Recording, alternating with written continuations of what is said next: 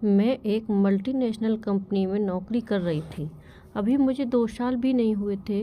Company का एक बड़ा प्रोजेक्ट पूरा होने की खुशी में शनिवार को 5 स्टार होटल में एक पार्टी थी। मुझे वहां जाना था। मेरे मैनेजर ने मुझे बुलाकर खास तौर पर कहा, प्रिया, तुम इस प्रोजेक्ट से शुरू से जुड़ी थी। तुम्हारे काम में बहुत खुश हूँ। पार्टी में ज़रूर आना। वहाँ और सीनियर लोग भी तुम्हें इंट्रोड्यूस कराऊंगा जो तुम्हारे फ्यूचर के लिए अच्छा होगा। थैंक यू, मैंने कहा। समर मेरा मैनेजर है। लंबा कद, गोरा, क्लीन शेव, बहुत हैंडसम एंड सॉफ्ट स्पोकन। उसका व्यक्तित्व हर किसी को उसकी ओर देखने को मजबूर करता। सुना है वाइस प्रेसिडेंट का दाहिना हाथ है। वे कंपनी के लिए नए प्रोजेक्ट लाने के लिए कस्टमर के पास समर को ही भेजते। समर अभी तक इसमें सफल रहा, इसलिए मैनेजमेंट उससे बहुत खुश है। मैंने अपने एक कुलीग से पूछा कि वह भी पार्टी में आ रही है या नहीं, तो उसने कहा, अरे वह हैंडसम बुलाए और हम ना जाएं, ऐसा कैसे हो सकता है। बड़ा रंगीन और मस्त मौला लड़का है समर। वह शादीशुदा नहीं है क्या, मैंने पूछा। एचआर वाली मैम तो बोल रही थी शादीशुदा है, पर बीवी कहीं और जॉब करती है। सुना है अक्सर यहाँ किसी न किसी फ्रेशर के साथ उसका कुछ चक्कर रहा है। यूँ समझ लो मियाँ बीवी के बीच कोई तीसरी वो।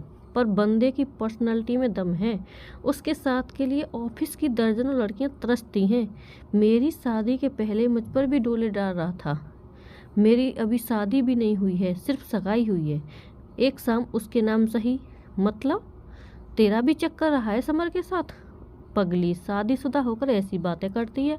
खैर, ये सब बात छोड़ और बता, तू आ रही है ना पार्टी में? 100% आ रही हूँ। मैं शनिवार रात पार्टी में गई। मैंने पार्टी के लिए अलग से मेकअप नहीं किया, बस वही जो नॉर्मल करती थी ऑफिस जाने के लिए। सिंपल नेवी ब्लू कलर के लॉन्ग फ्रॉक में जरा देर से पहुंची। देखा कि समर के आसपास 4-5 लड़कियां पहले से बैठी थीं। मुझे देखकर वह फौरन मेरे पास आकर बोला, wow Priya, you are looking gorgeous, come join us. पहले समर ने मेरा हाथ पकड़कर मुझे वाइस प्रेसिडेंट के पास ले जाकर उनसे मिलवाया। उन्होंने कहा, you are looking great. Samar तुम्हारी बहुत तारीफ करता है। तुम्हारी रिपोर्ट्स भी एक्सीलेंट हैं। मैंने उन्हें थैंक्स कहा, फिर अपनी कुलीग्स की टेबल पर आ गई। समर भी वहीं आ गया। हाल में हल्की रंगीन रोशनी थी और सॉफ्ट म्यूजिक चल रहा था। कुछ स्नैक्स और ड्रिंक्स का दौर चल रहा था। समर ने मुझसे भी पूछा, तुम क्या लोगी? मैं कोल्ड ड्रिंक लूँगी। समर के साथ कुछ अन्य लड़कियां भी हंस पड़ीं। ओहो, कम ऑन, कम से कम बियर तो ले लो। देखो तुम्हारी सभी कुलीग्स कुछ न कुछ ले ही रही हैं। कहकर उसने मेरे गिलास में बियर डाली और फिर मेरे और अन्य लड़कियों के साथ गिलास टकराकर चीयर्स कहा। पहले तो मैंने 1-2 घूंट ही लिए, फिर धीरे धीरे आधा ग्लास पी लिया। डांस के लिए फास्ट म्यूजिक शुरू हुआ। समर मुझसे रिक्वेस्ट कर मेरा हाथ पकड़कर डांसिंग फ्लोर पर ले गया। पहले तो सिर्फ दोनों यूं ही आमने सामने खड़े शेक कर रहे थे। फिर समर ने मेरी कमर को एक हाथ से पकड़कर कहा, लेट अस डांस प्रिया। और फिर दूसरे हाथ मेरे कमर पर रख कर मुझसे भी मेरा हाथ पकड़ ऐसा ही करने को कहा। म्यूजिक तो फास्ट था, फिर भी उसने मेरी आंखों में आंखें डालकर कहा, मुझे स्लो स्टेप ही अच्छे लगते हैं। ज़्यादा देर तक सामी पे बना रहता है, कुछ मीठी बातें करने का मौका भी मिल जाता है और थकावट भी नहीं होती है। मैं सिर्फ मुस्कुरा कर रह गई। वह मेरे बहुत करीब था। उसकी सांसें मैं महसूस कर रही थी और शायद वह भी मेरी सांसें महसूस कर रहा था। उसने धीरे से कहा, अभी तुम्हारी शादी नहीं हुई है ना? नहीं, शादी अभी नहीं हुई, पर 6 महीने बाद होनी है। समरेश मेरा boyfriend and would be hubby foreign assignment पर अमेरिका में है। Very good. कहकर उसने मेरे कंधे और गाल पर झूलते बालों को अपने हाथ से पीछे हटा दिया। अरे यह सुंदर चेहरा छिपाने की चीज़ नहीं है।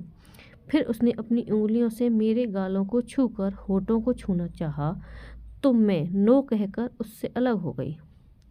मुझे अपनी सहेली का कहा याद आ गया था।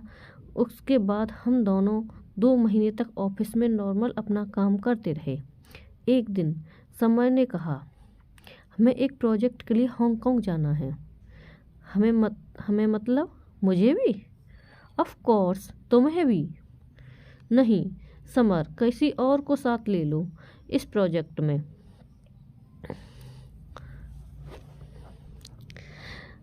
तुम यह न समझना कि यह मेरा फैसला है, बॉस का ऑर्डर है।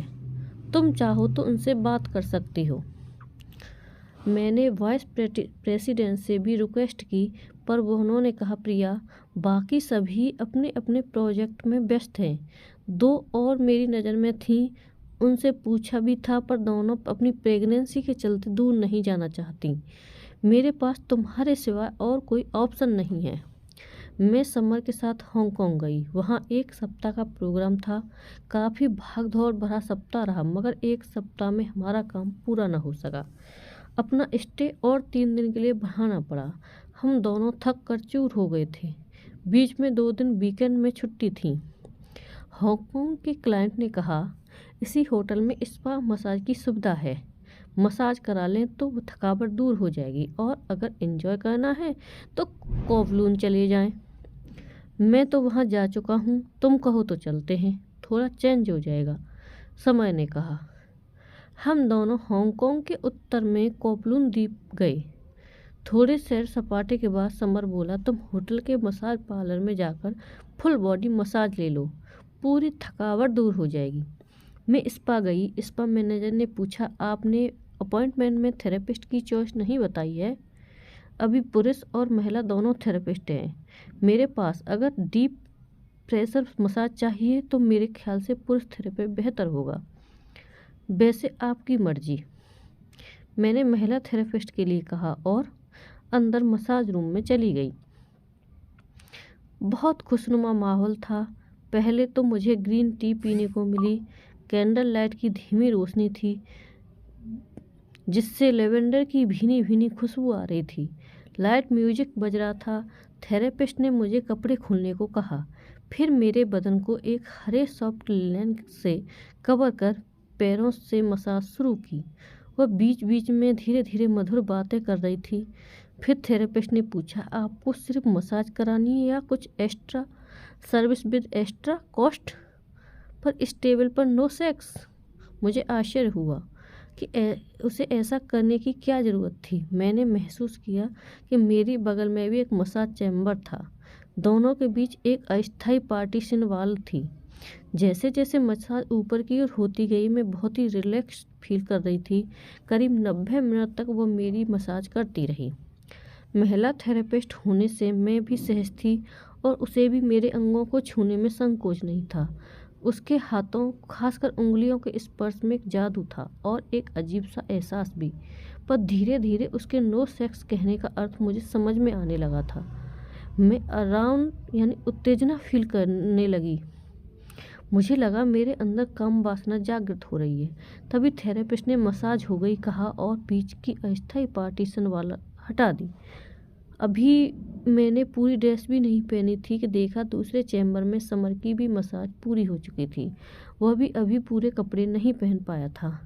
दूसरी थेरेपिस्ट गर्ल ने मुस्कुराते हुए कहा, देखने से आप दोनों का एक ही हाल लगता है। अब आप दोनों चाहे तो एंजॉय कर सकते हैं। मुझे सुनकर कुछ अजीब लगा, पर बुरा नहीं लगा। हम दोनों पार्लर से निकले। मुझे अभी तक बिना पिए मदहोशी लग रही थी। समर मेरा हाथ पकड़कर अपने रूम में ले गया। मैं भी मदहोश सी उसके साथ चल पड़ी। उसने रूम में घुसते ही लाइट ऑफ कर दी। समर मुझसे सटकर खड़ा था, मेरी कमर में हाथ डालकर अपनी ओर खींच रहा था और मैं उसे रोकना भी नहीं चाहती थी। वह अपनी उंगली से मेरे होठों को सहला रहा था। मैं भी उसके सीने से लग गई थी। फिर उसने मुझे किस किया तो ऐसा लगा सारे बदन में करंट दौड़ गया। उसने मुझे बेड पर लिटा दिया और कहा, जस्ट 2 मिनट्स, मैं वॉशरूम से अभी आया। अपनी पैंट खोल बेड के पास सोफे पर रख दी और टॉवेल लपेट वह बाथरूम में गया। मैंने देखा पैंट की बैक पॉकेट से उसका पर्स निकलकर गिर पड़ा और खुल गया। मैंने लाइट ऑन कर उसका पर्स उठाया। पर्स में एक औरत और एक बच्चे की तस्वीर लगी थी। मैंने उस फोटो को नज़दीक लाकर गौर से देखा। उसे पहचानने में कोई दिक्कत नहीं हुई। मैंने मन में सोचा, यह तो मेरी नीरू दी है। कॉलेज के दिनों में जब फ्रेशर थी, सीनियर लड़के और लड़कियां दोनों मुझे रैगिंग कर परेशान कर रहे थे, मैं रोने लगी थी। तभी नीरू दी ने आकर उन सभी को डांट लगाई थी और उन्हें सस्पेंड करा देने की वार्निंग दी थी। नीरू दी बीएससी फाइनल में थी। इसके बाद मेरी पढ़ाई में भी उन्होंने मेरी मदद की थी। तभी से उनके प्रति मेरे दिल में श्रद्धा है। आज एक बार फिर नीरू दी स्वयं तो यहाँ न थी, पर उनके फोटो ने मुझे गलत रास्ते पर जाने से बचा लिया। मेरी मदहोशी अब फुर हो चली थी। समर बाथरूम से निकलकर बेड पर आया तो मैं उठ खड़ी हुई। उसने मुझे बेड पर बैठने को कहा। लाइट क्यों ऑन कर दी? अभी तो कुछ एंजॉय किया ही नहीं। ये आपकी पत्नी और आपका बेटा है? हाँ, तो क्या हुआ? वह दूसरे शहर में नौकरी कर रही है। नहीं, वे मेरी नीरू दीदी हैं।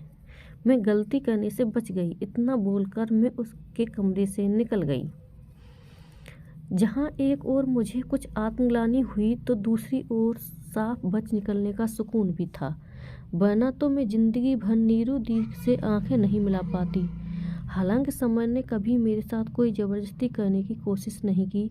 इसके बाद 3 दिन और हांगकांग में हम दोनों साथ रहे, बिल्कुल प्रोफेशनल की तरह। अपने अपने काम से मतलब। चौथे दिन में और समर इंडिया लौट आए। मैंने नीरू दी का पता लगाया और उन्हें फ़ोन किया। मैं बोली, मैं प्रिया बोल रही हूँ नीरू दी, आपने मुझे पहचाना? कॉलेज में आपने मुझे रैगिंग।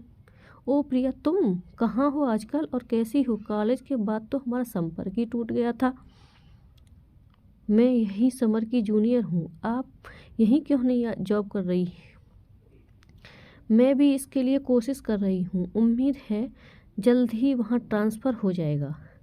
हाँ दी, जल्दी आ जाइए, मेरा भी मन लग जाएगा। और मैंने फ़ोन बंद कर दिया। हांगकांग के उस कमज़ोर पल की याद फिर आ गई जिससे मैं बाल बाल बच गई, और वह भी सिर्फ एक तस्वीर के चलते, वरना अनजाने में ही पति पत्नी के बीच में वो बन गई होती।